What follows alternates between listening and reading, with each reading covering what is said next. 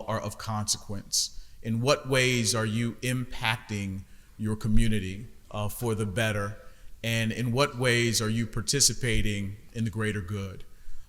Again, we thought that before, and we are, of course, going to have a formal acknowledgement of the Martin Luther King Jr. holiday. We know that he's a very, very important graduate of the institution, but so too are you all expected to be important graduates of this institution that don't only hold up the precepts that Martin Luther King Jr. learned here, but that you all are able to develop expectations and precepts and be innovations and exercise the technology that is your humanness to again make the world better. Now I could sit up here and talk for a long time, as you see that I've done a little bit already, but what we wanted to do today is to ensure that this is student focused. So we'll spend as much time as it requires, at least until the end of the session, to go about and exercise ourselves a bit in recentering and giving a bit of a gut check as to why we are here, what things you are doing to bring purpose to your time at Morehouse College and the time after. So with that, I'll ask our discussants to introduce themselves. We'll be in a little bit of a conversation first, but I'll also ask if you all have any comments or questions to come forward. And then we'll close out by singing the college hymn, and then afterward, I can address with those of you all any questions that you might have relative to, again, the mechanics of Crown Forum. Does that make sense to you all? Yes, sir. You all are okay? Yes, sir. Okay, so we'll start. So, gentlemen, if you'll introduce yourselves, and I'll come join you. Good morning, guys. Thank you very much for being part of this centering moment. My name is Aniaba Jean-Baptiste Nguessan. I am a senior mathematics, computer science, and economics triple major from Abidjan, Ivory Coast, or Côte d'Ivoire. And my quick journey to Morehouse was a sequence of events, of sure. And at the time, I was studying in South Africa at the African Leadership Academy. And the Oprah Winfrey Scholars had a visit, which turned into my introduction to Morehouse. And fast forward, I was able to be here in the fall of 2021. And so I'm really happy to be in conversation with you all today and discuss how we're feeling about this new movement, this new wave, what are the issues on our hearts in the national and also a global context. And so that's really a snapshot about who I am, and looking forward to this conversation. Yeah, good morning. For those who don't know me, my name is Christopher Lambry Jr. I am a sophomore studying philosophy and political science on a pre-law track from Atlanta, Georgia. And a little bit about me and how I kind of got to Morehouse. I'm a native of Atlanta, born and raised by a single mother, oldest of three. My mother actually attended Booker T. Washington High School. She had me when she was 16. She didn't get a chance to graduate high school. Neither did my father. He was sort of in and out of the carceral system up until I was about 17, 18, just recently re-entered actually.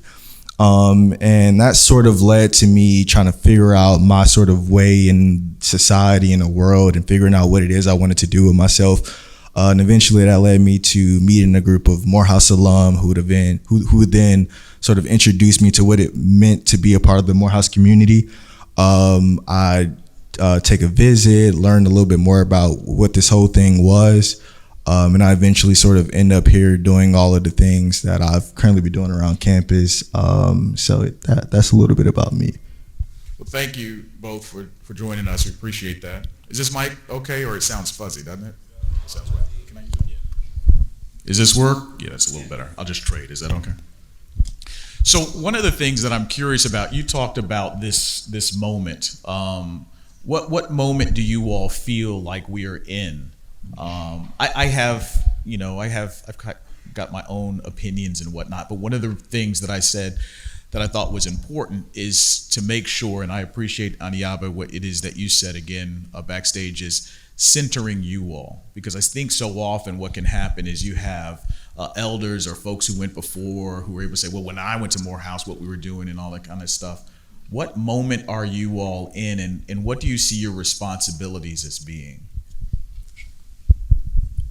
So I would say for me, this moment is one of leadership transition and crisis.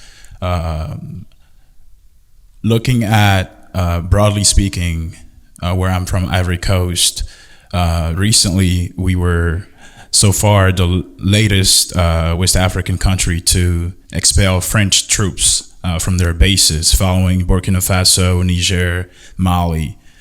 So there's been globally and nationally here in the United States a transition in leadership. And for me as an international student, I'm reminded of why am I here?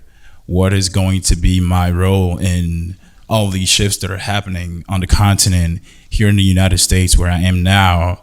And I'm always reminded to center myself around the mission and also the strategy of Morehouse College. So we all know the mission for sure. Developing men with leadership, disciplined minds who will lead lives of leadership and service. In Morehouse, Let me ask: do you all believe in that mission? The mission of Morehouse College is to develop men with disciplined minds who would lead lives of leadership and service. Do you all believe in that mission? Okay, I'm just checking. Go ahead. For sure. And so using that mission, but also the strategy of Morehouse. So every now and then Morehouse will announce a strategic plan. Some of you guys might know about the 2021 to 2026 strategic plan and the different pillars. One of these pillars is Morehouse Beyond Borders. And Morehouse has a plan to globalize the voice of the campus to reach frontiers internationally. And for me, I see myself as a bridge in that conversation.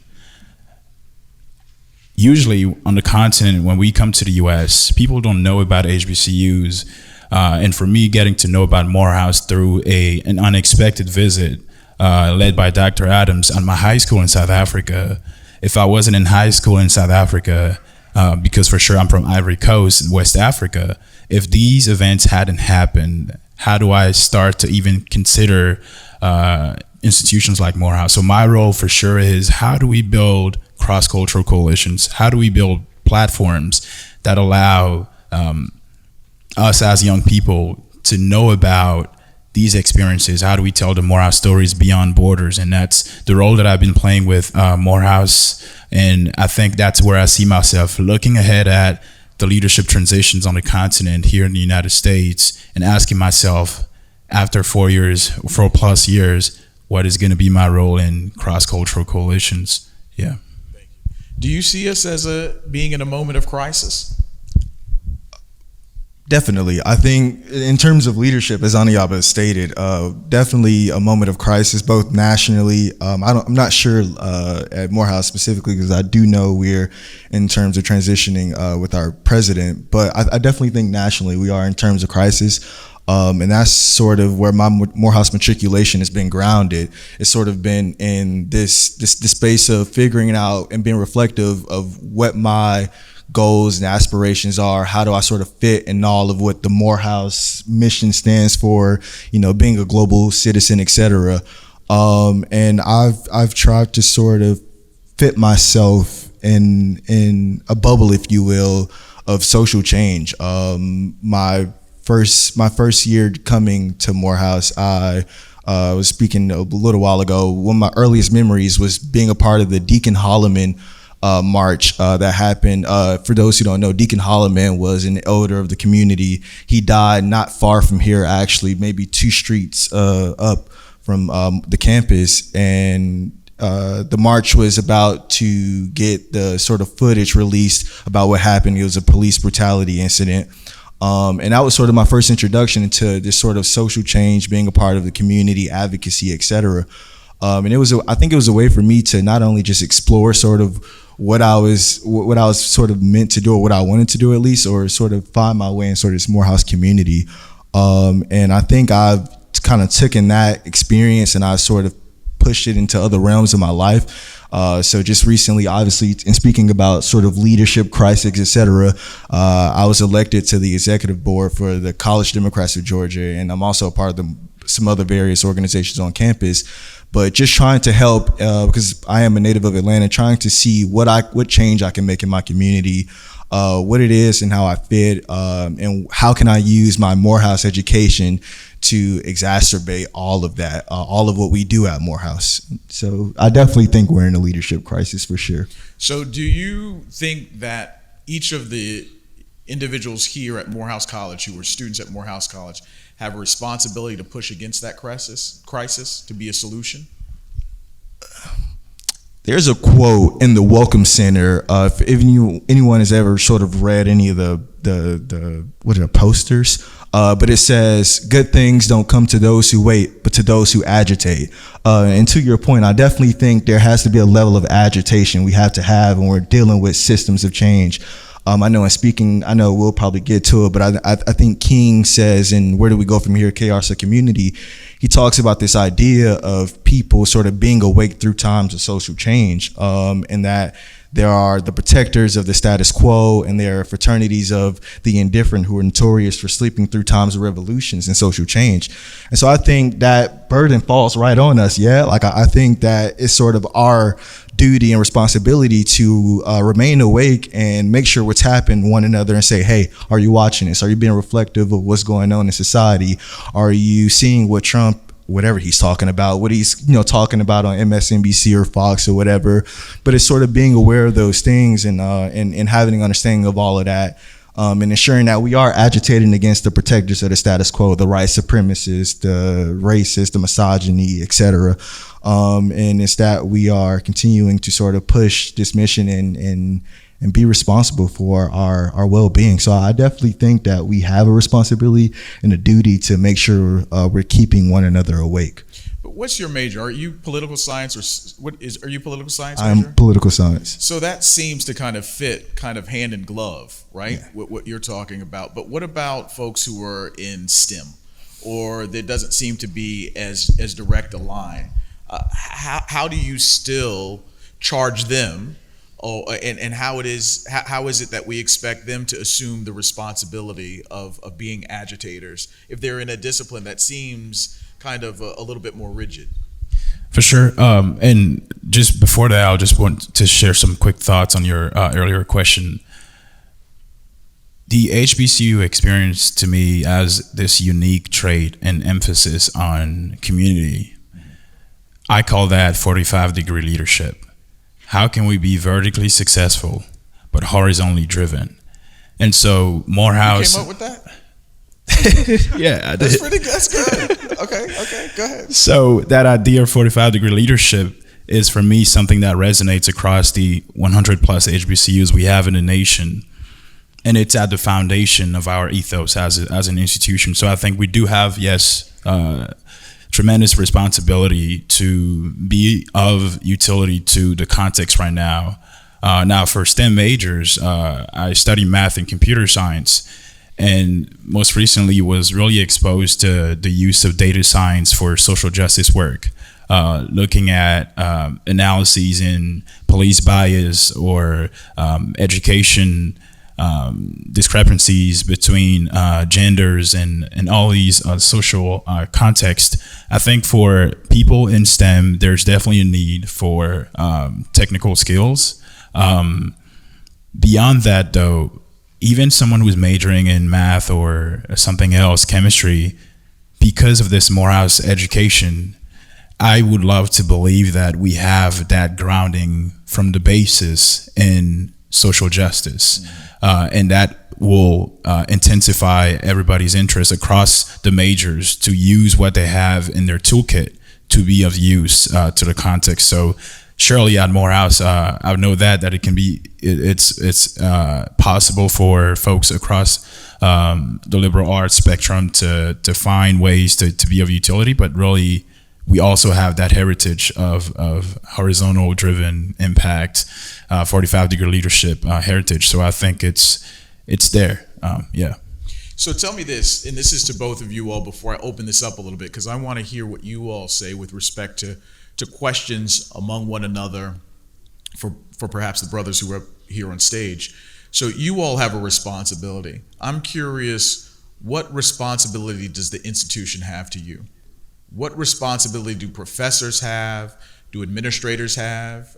You kind of tip your hat a little bit at this moment of a change in leadership at the institution. What are the responsibilities that we have to be in alignment with this 45-degree leadership, this history of HBC orientation, and how do we responsibly and ethically continue to extol the virtues of our most prominent and respected alumni? How do we do that and ensure that we're still doing what we're supposed to be doing? Yeah, I definitely think that's a sort of multifaceted answer, but and this is for you all too. So if you want to answer that question coming up here, what responsibilities does the institution have to you? I think first and foremost, I think at its core, Morehouse is here to serve as sort of a vehicle to become conscientious of whatever is going on in the world, right? It's sort of through classrooms, through Count Forum, through those micro discussions we have on Brown Street, whatever it is that you're sort of discussing in the gates of Morehouse, is to become aware and conscientious of everything that's sort of going on. And I think at its core, that's the sort of responsibility Morehouse has to have. And that's the responsibility it has given itself throughout the course of history, sort of creating men who are conscious, who are then going to go on and sort of lead lives of discipline and leadership.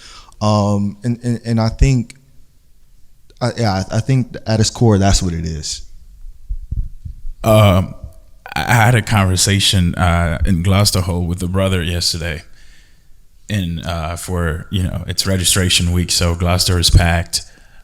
The conversation was about what we expect from the school, which leads to your question.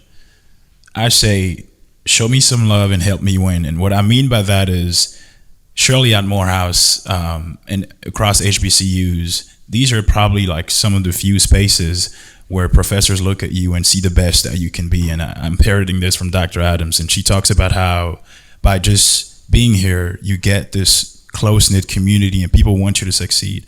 And so professors play a major role in taking us from infancy intellectually to mature, to have a voice and to frame our voice and to use our talent, treasure, and time.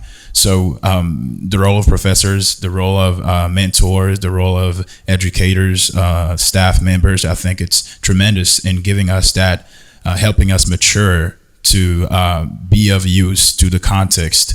And so that's how I think about it. Show me some love and help me win. And I think it's a two-way street. We have to also do the work to meet our mentors, our faculty, our professors halfway.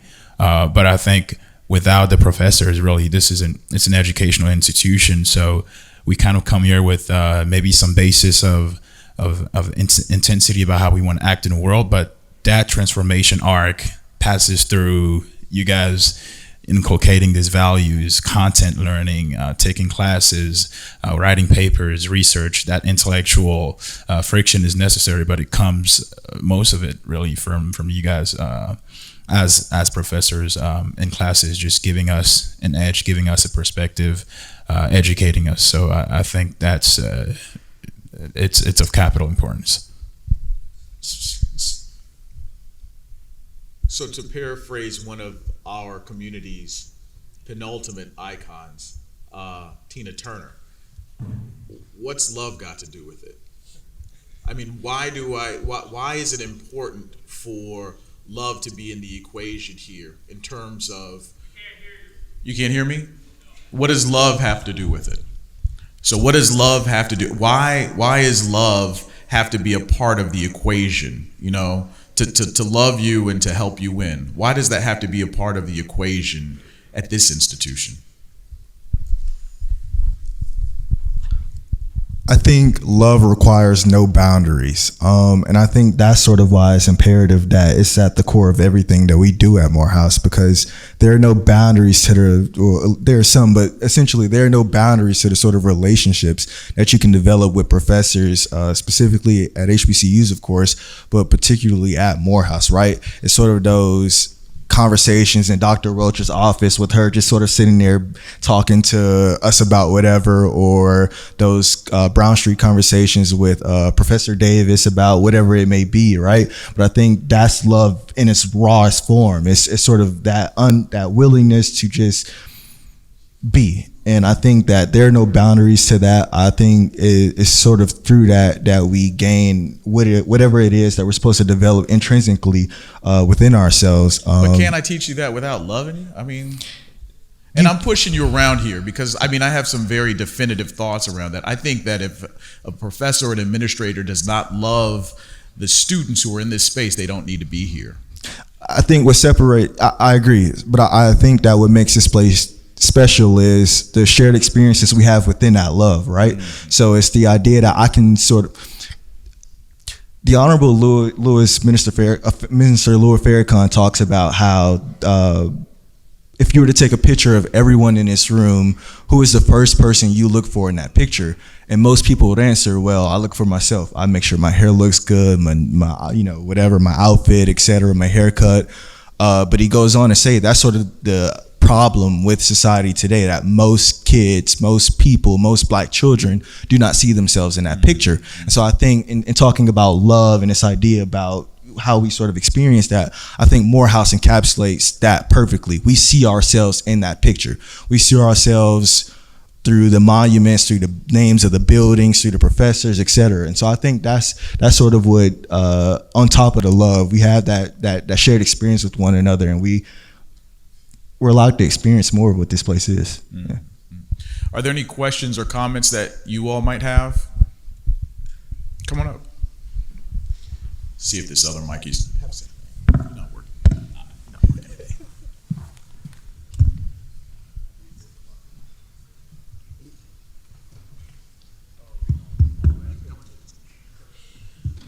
Hello, I'm Nathaniel Roman. I'm a freshman economics major from DC.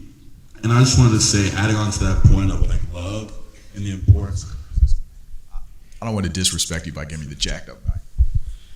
And to the importance of love, I think part of love is that when you love somebody or love something, you give them part of yourself and you take part of them. Like you are, you're combined. You're like, you become connected.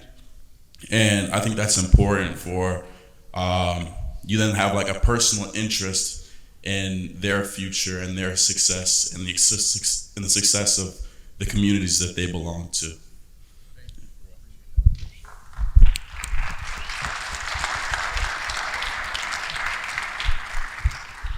How y'all doing? Oh wow, that's loud. My name is Lance Johnson Jr. I'm a freshman cinematography major from Charleston, South Carolina. And to go off not only just to your question, but also off of love, to start, what is an institution, OS? I think one of the main things an institution, especially one that's this prestigious, that's up to this caliber that we have, that has a community. Specific to us, not this institution. Be specific to us. Be specific to Morehouse. Okay. Especially with the brotherhood that's shown here, with the black excellence that's seen, with the connections that I'm seeing between like-minded black individuals who are in an environment that nurtures them, that sees them in their future, not in their past, right? I think one thing on top of that the institution definitely owes us is a good environment. I'm speaking less towards student body, because we really do have that, more towards facilities, more towards proper teaching environments and living environments. I think that's one thing that the Morehouse really does owe us. Is that seen as much? I don't really know, although Hero is pretty, we up there, but I think when you're speaking of love has no bounds, I think that's extremely true, but that also needs to be seen in every aspect. I know that some people in their classrooms or in their living situations aren't really feeling as much love and aren't really feeling the no bounds portion of that love should be experienced and that it should be shown. And so that's one thing that I feel like is owed to every single person coming to an institution. that is so valued and that's so upheld, and that's something that every single person deserves coming into the school. Thank you. Hello, brothers. My name is Julian Hutchins, a junior mathematics major from Silver Spring, Maryland.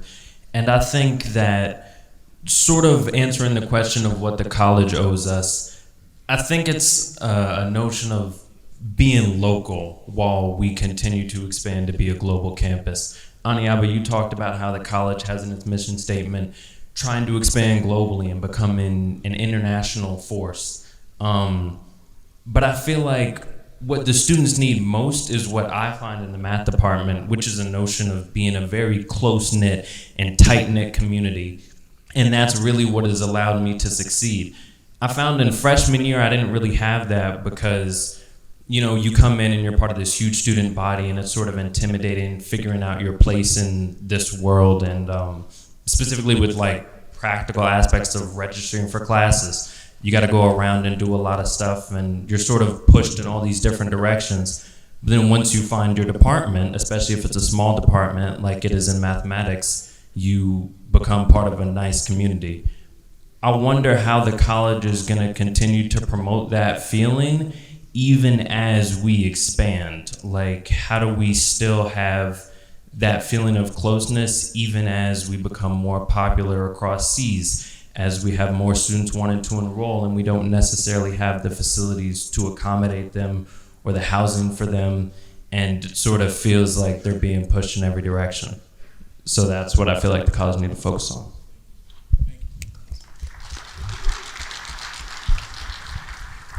I am Noah Mize, sophomore CTIMS major from Mapleton, Georgia, and I feel like something this college needs to work on is communication.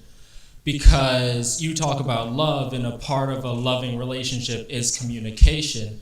And I've noticed that this college has an issue with that. Because a personal anecdote, this semester I was dropped from all my classes for a payment that was added after the due date, and I wasn't even communicated any of that information. It was just by pure luck and the grace of God that I happened to notice before classes started. And I feel like people at least sending me an email would have helped me. And also, it was issues with last year, me registering for classes this year and last semester. It was talking about registering, and my advisor talking to me about that. And I feel like she wasn't necessarily the most helpful in that aspect, because she told me not to do it in a way that sounded like it was not possible. But here I am in my second semester doing it, about to complete the requirements. And I feel like if, number one, talk to us when things are happening, because I went to the financial office, they didn't know what was going on. The registrar's office didn't know what was going on. And if we have that communication between offices and between students, we can make this whole situation a lot smoother.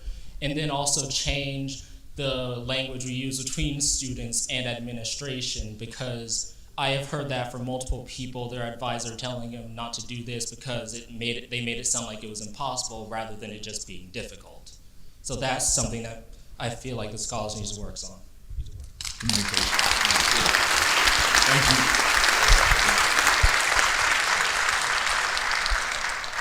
Hey guys, I'm Lennox Lee. I'm a junior education studies major from New Rochelle, New York. What I think the college, when I think about love, I think about when people treat others very well, do things nice for people, and they actually have pride for the person. They would actually take time to spend time with them, because that's the right thing to do. That's what love is about. That's what it is. That's what it is, and that's what part of the college. For Morehouse, we just try to make sure all the brothers do well in their classes by making sure the brothers are going to office hours, making sure that they're on top of their schoolwork, and making sure they have great connections with your professors, and that's how everyone will do well in school. Amen.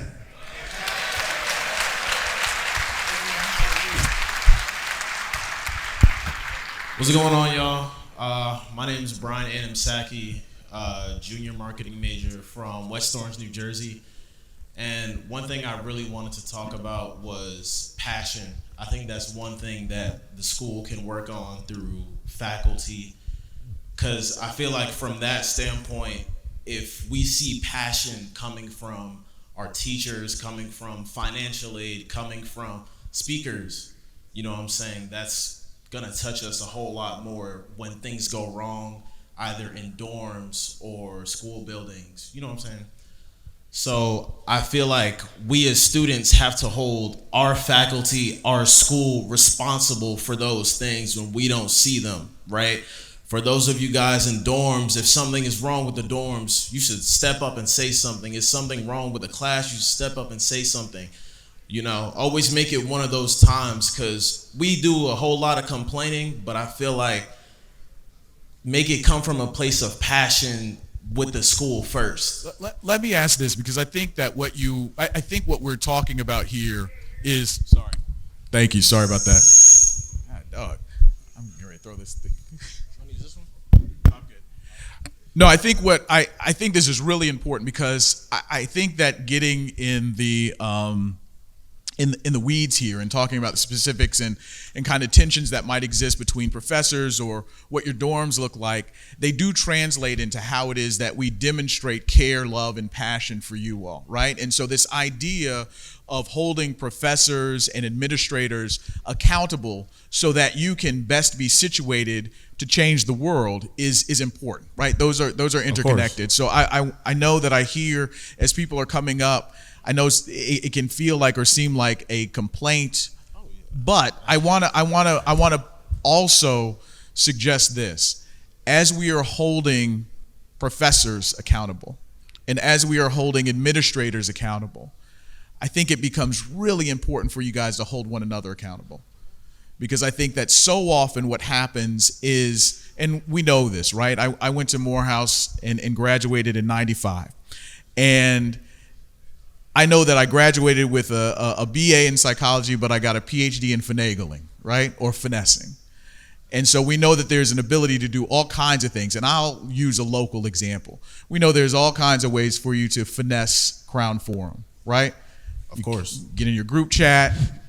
Now, I'd be careful, because y'all don't know who's in the group chat with you, but get in your group chat, you know, get the responses for the prompts and whatnot. But are you all being ethical in that space?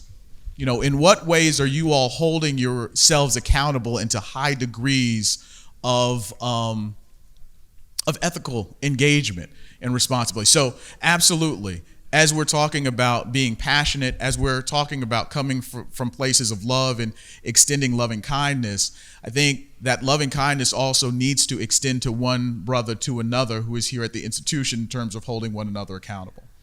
Right? Okay. Of course. Thank you. Hello, my name is Matthew Woodfolk, sophomore religion major from Chicago, Illinois. I just wanted to touch on, you really touched my heart on the accountability. What I found at Morehouse doesn't owe me anything. They've given me the blueprint. But what I owe my institution and my brothers and my department is accountability. The crown has been placed. It's holding my brothers accountable, whether I have to drag them through the mud to get to that crown, to grow into it. A proverb says that you are planting a seed in fertile soil. It's whether you're tending to the seed, right?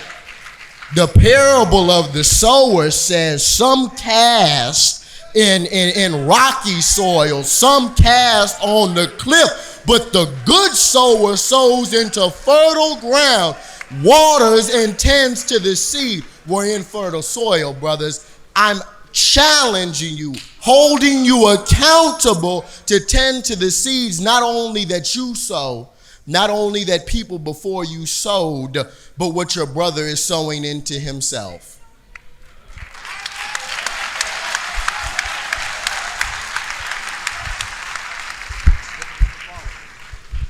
Good afternoon. My name is Jairus Bates, sociology major, education minor from Atlanta, Georgia. I just want to kind of build upon the topic of love.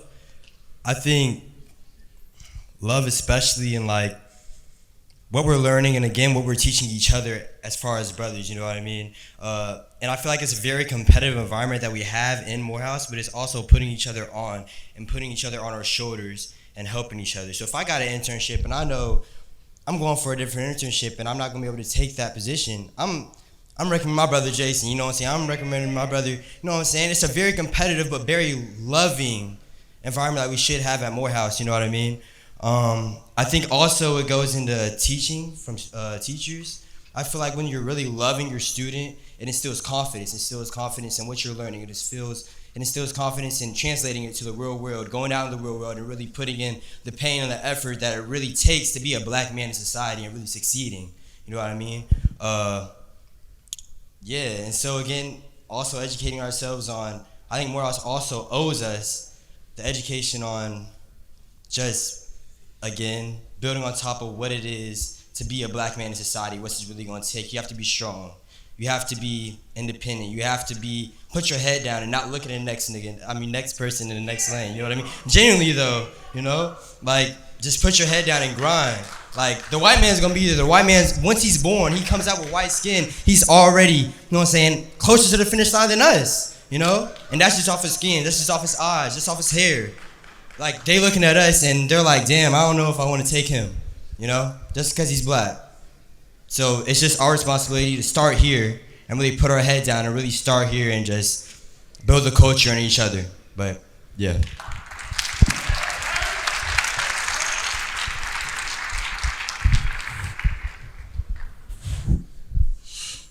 Good morning. My name is Isaiah Tripp Alvarado. I'm a freshman music major, art history minor from Atlanta, Georgia.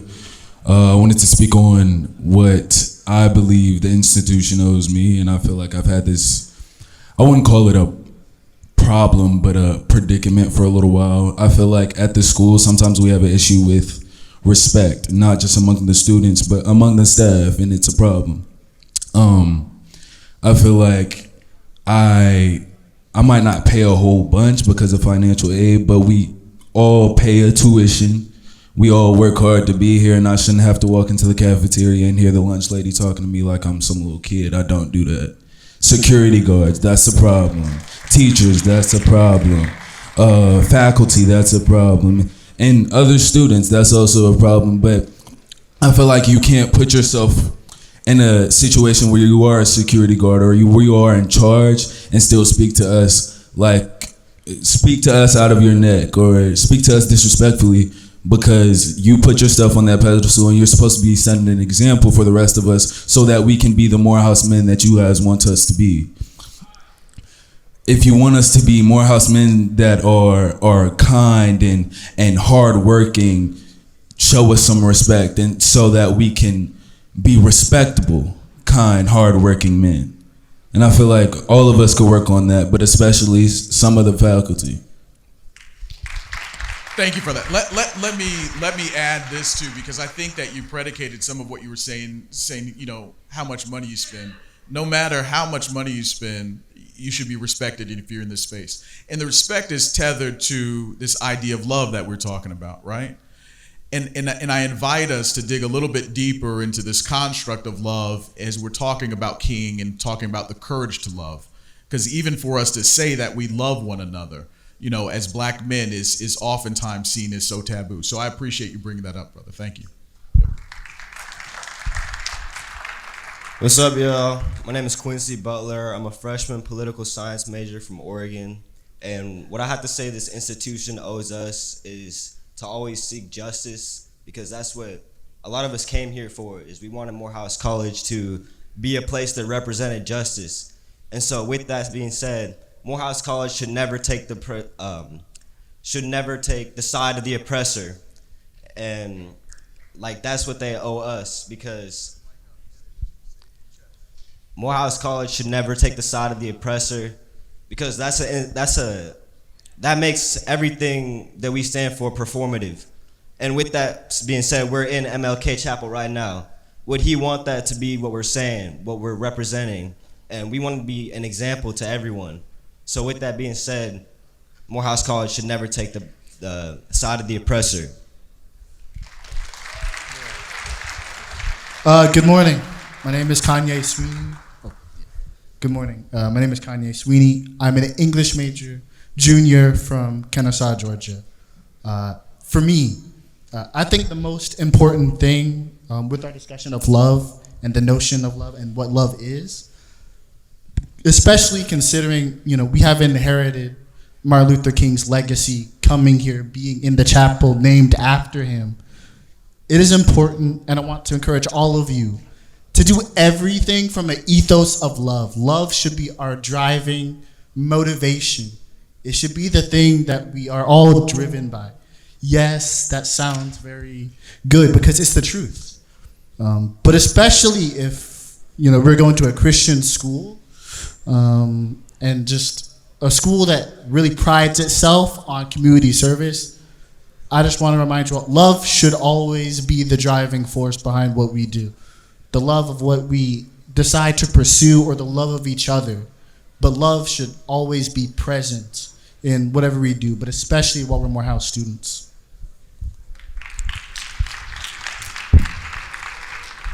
And of course, the institution is predicated on baptism, but this is a multi-denominational interfaith space, we know, right? Absolutely.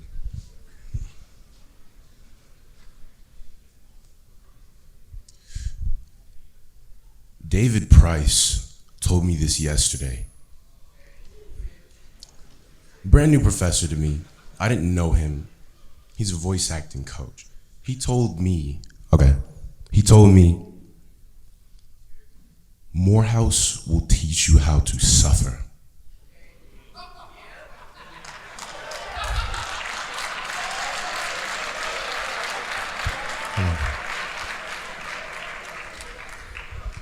As men of Morehouse, we owe it to ourselves to know how to suffer. Everything that everyone's mentioned is valid and true and real.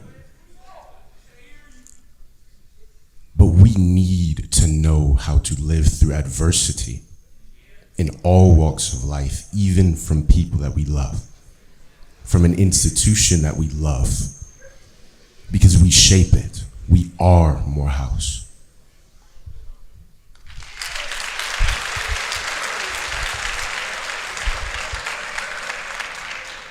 Nice to meet you all. My name is Caleb. I'm a freshman business administration major with the focus in marketing. I feel like Morehouse owes us opportunities as well as networking, which is why I'm having a fashion show to give all the proceeds to those in need, such as those experiencing homelessness, late April, with the student government and Lovingstone. And a pop-up shop, January 24th through the 26th.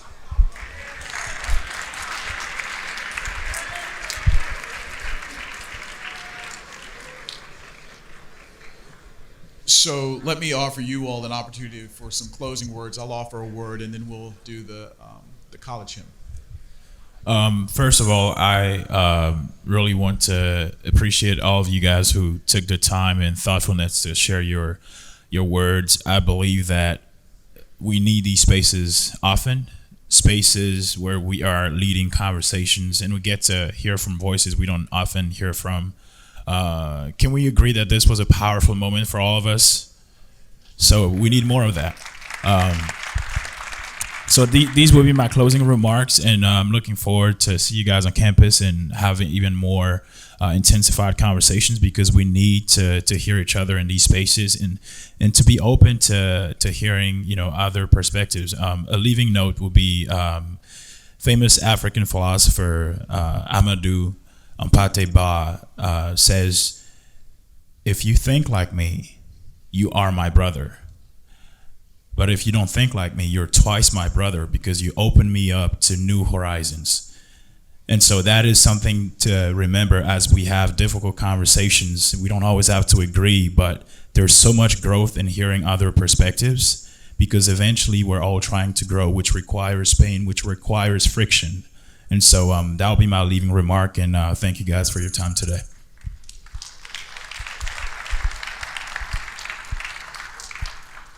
First and foremost, just thank everybody for being a part of this space. I definitely think we should continue having these spaces, continue expressing love to one another. I think that is the unifying force in all of what's going on nationally, locally, etc. Just continue loving one another, continue having difficult conversations, to echo some of the sentiments my brother shared, and enjoy each other's spaces. So thank you. Thank you. Gentlemen, thank you both for joining us today. I want to thank you all, those who came onto the stage. I do want to challenge you all in much of the same way that you all have challenged each other here in terms of accountability. You all talk a lot, and this is through my classrooms. We talk and are comfortable with talking about our feelings. I feel this, I feel that, and certainly that is something that is valuable. But I challenge you all also to be scholars who know and who think and who match that knowledge and that thoughtfulness with your feelings, so that you're able to make change.